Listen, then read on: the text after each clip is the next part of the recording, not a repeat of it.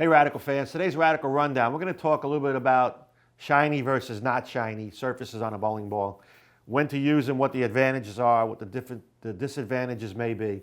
A lot of people complain about a wet-dry ball reaction, over and under.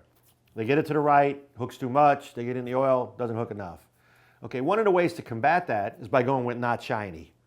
A dull ball, not necessarily heavy grit ball, but a dull ball will smooth out the wet-dry reaction.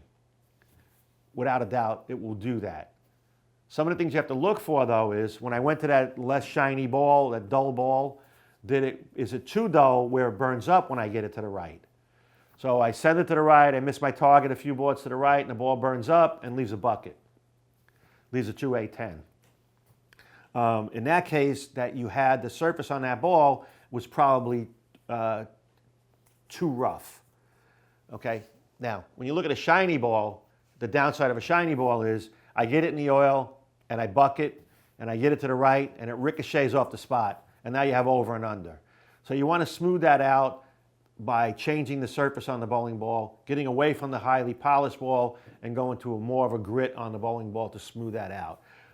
So when you get to that point where you send it to the right and you go to 2A10 or bucket or flat 10, then you know that the surface on that ball was too dull. Then from that point on, you can probably back down and look at something of a surface that's a little smoother surface, meaning not as much grit, and that would help you with that case. And gradually migrating towards a shiny ball or a polished ball as the lanes break down.